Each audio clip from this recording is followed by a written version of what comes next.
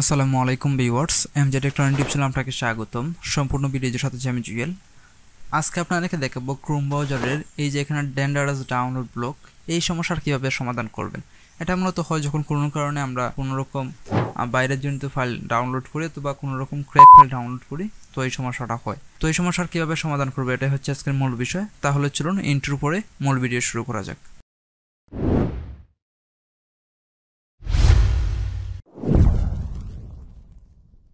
তো প্রথমে আমরা সেটিংয়ে যাব। সেটিংয়ে যাওয়ার জন্য এখান থেকে আমরা থ্রি ডটের মধ্যে ক্লিক করব। থ্রি ডটের মধ্যে ক্লিক করার পর এখান থেকে সেটিংয়ে যাব। এখানে দেখতে পাচ্ছেন সেটিং আছে, সেটিংয়ে যাব। সেটিংয়ে যাওয়ার পর হচ্ছে আমাদেরকে এখান থেকে সিকিউরিটি সেটিংটা চেঞ্জ করতে হবে, কারণ এটা হচ্ছে সিকিউরিটি জনিত ইস্যু। যখন আমরা কোনো কিছু ডাউনলোড করতে যাই এবং গুগল যখন এটা সন্দেহজনক মনে করে তখন কিন্তু ব্লক করে দেয়। তারপর আমরা প্রাইভেসি অ্যান্ড সিকিউরিটি এটার মধ্যে যাব। এটার মধ্যে যাওয়ার পর এখান থেকে নিচের দিকে দেখতে পাচ্ছেন সিকিউরিটি নামে একটা অপশন আছে, এটার মধ্যে ক্লিক করব। তারপর এখানে দেখতে পাচ্ছেন সেভ ব্রাউজারের আন্ডারে এনহ্যান্সড প্রোটেকশন, তারপর হচ্ছে স্ট্যান্ডার্ড প্রোটেকশন, তারপর হচ্ছে নো প্রোটেকশন। তো এটা ডিফল্টভাবে থাকে স্ট্যান্ডার্ড প্রোটেকশনটা সিলেক্ট করা থাকে। আমরা এখান থেকে নো প্রোটেকশনটা টেম্পোরারি সিলেক্ট করব।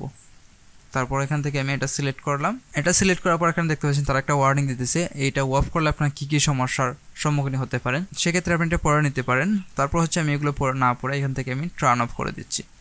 টার্ন অফ করার পর এটা জাস্ট আমি টেম্পোরারিভাবে অফ করছি, যখন আমার ডাউনলোড করা শেষ হয়ে যাবে তখন আবার এটা আমি অন করে দেব। তারপর হচ্ছে আমি যে ফাইলটা ডাউনলোড করব সেখানে যাব। যাওয়ার পর এখান থেকে আমি ডাউনলোড করার চেষ্টা করব যে কী হয়। ডাউনলোড হচ্ছে, দেখা যাক শেষের দিকে কী হয়।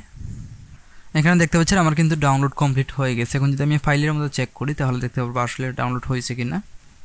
তো এখানে দেখতে পাচ্ছেন আমার কিন্তু ফাইলটা ডাউনলোড হয়ে গেছে। ডাউনলোড শেষ হওয়ার পর আবার আপনার সেটিংটা পরিবর্তন করা উচিত। তারপর আমি আবারও ব্রাউজার সেটিংয়ে যাব।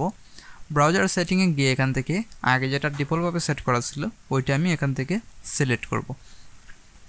সিলেক্ট করার পর আমি নর্মাল ব্রাউজারটা ক্লোজ করে দিলাম। এখন আপনার আগের মতোই কাজ করতে পারবেন, কোনো সমস্যা হবে না। আপনি যখনই কোনো ধরনের এরকম সমস্যা দেখবেন তখন আপনি এইভাবে সমাধান করতে পারবেন।